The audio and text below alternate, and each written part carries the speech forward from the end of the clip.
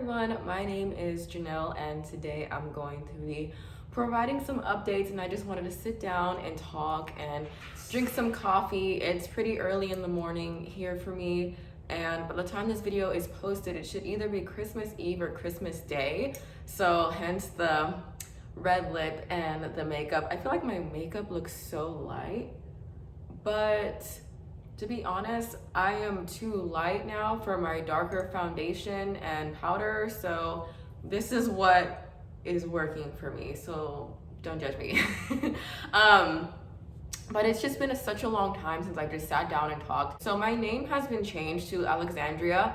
You will see that on YouTube and you'll see it on my Instagram. My middle name is Alexandria. I really do actually like my middle name a lot, but the reason that I changed my YouTube and my Instagram to my middle name is because I have now started working in a very particular field to where there's just no reason that my name should be associated with anything that goes on social media.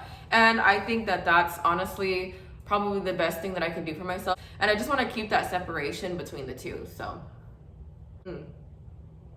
sorry, it's just, this coffee is so good. That's pretty much why I changed it. So I think eventually, once I get a little bit more used to it, I will start calling myself Alexandria and introducing myself as Alexandria on my channel. When I moved to Austin, I had joined a Girls New to Austin group, and it was funny because I have my name as Alexandria on Instagram, and so of course we were all exchanging information, numbers, Instagrams, and so some of them actually call me Alex, and I was like, I remember this girl texted me, she was like, hey Alex, and I was like, who's Alex?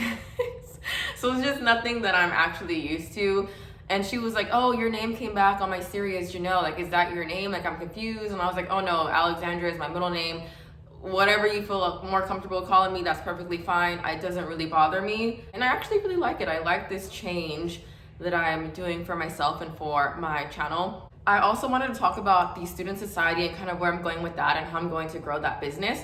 And for the first semester, it went really, really well. I got a lot of great feedback, just the experience behind it. And I'm going to continue building that up because I do plan on creating this kind of like community with it.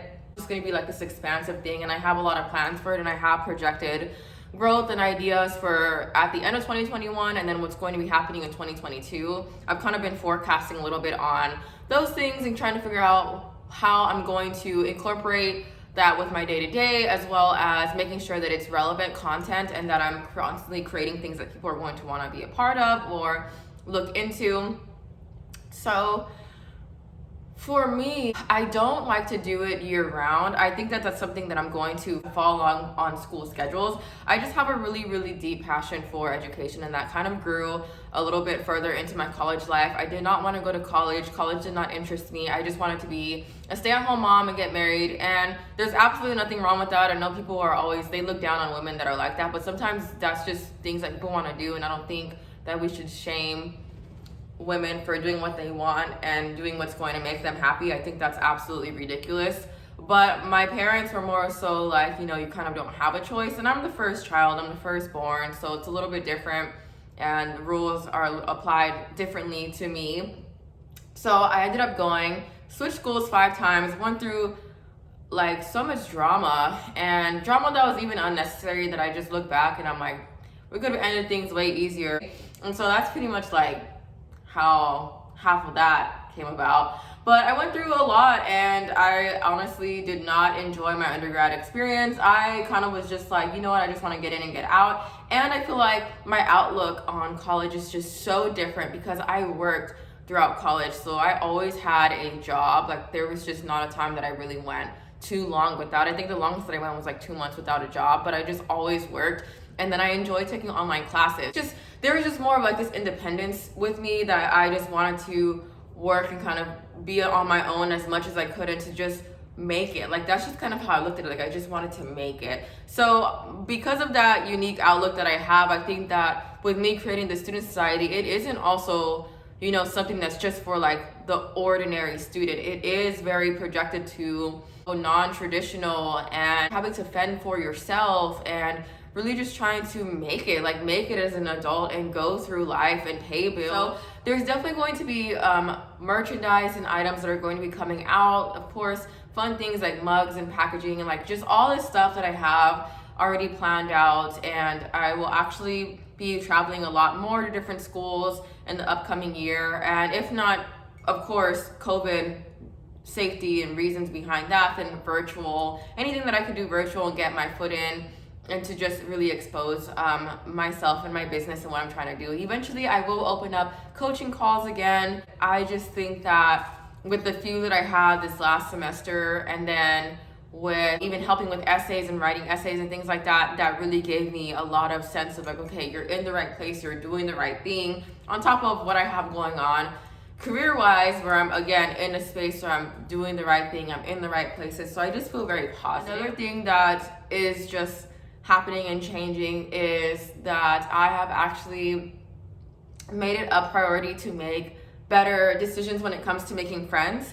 And I decided that I'm going to be picky. And I used to not be picky. Like, I used to be like, you know what, I'm going to be accepting of everybody, and I don't want to be like, I don't know, I'm gonna say it and I hope nobody takes it the wrong way, but I don't want to be a bitch. That's just not who I am, for one. That's just not really who I want it to be. But now, and I always associated being picky with your time and cautious with how you want to spend your time and energy. I always associated it as being like a negative thing. Like, I don't want people to look at me in a certain way or think of me a certain way or try to say that I feel like I'm above them.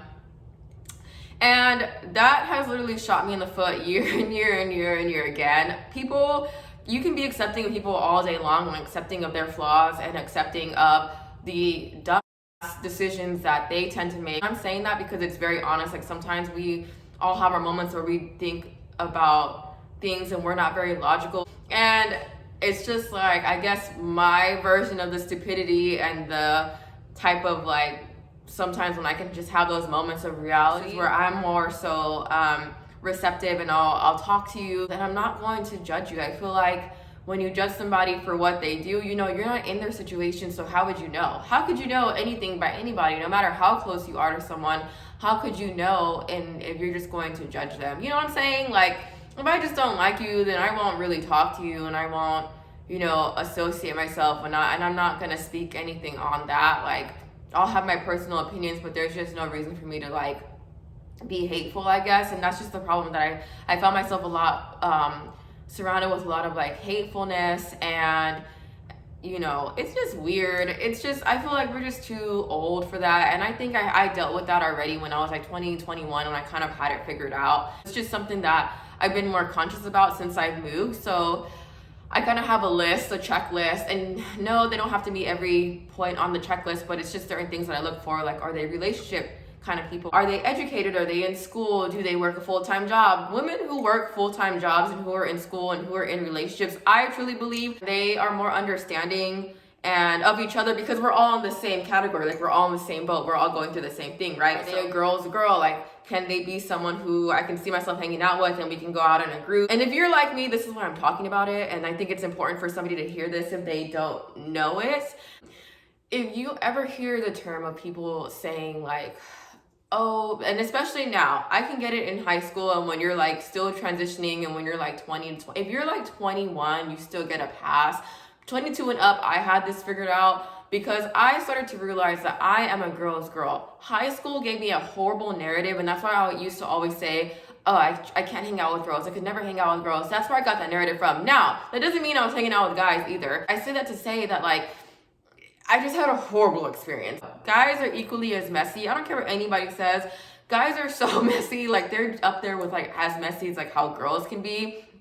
So you really need to watch out for that. So something that I've learned to do is that I don't like, and I've learned this about myself in the last year, I don't like girls who can't be a girl's girl, because I want to go out and have a good time. I want to go out and hang out with friends, and I want to have friends outside of my groups and outside of my immediate people, which I already did. But sometimes I feel like girls who aren't girls, they have this idea that like you're only supposed to, like, it's only just supposed to be us. I don't like that. I don't like being boxed in. I'm too much of a water sign for that. I like to flow and expand and soak in knowledge and thoughts and conversations. I'm not saying it to say that if you are 23 and up and you're not a girl's girl, this is not to judge you. This is not for me to say like, oh, you have to be this way. No, this is just for me, and this is me speaking on people who are like me. because I truly do enjoy having girlfriends. There's no insecurities, there's no discomfort. Like, everybody's just so confident and happy with themselves and so secure that we can all hang out with each other and create these groups.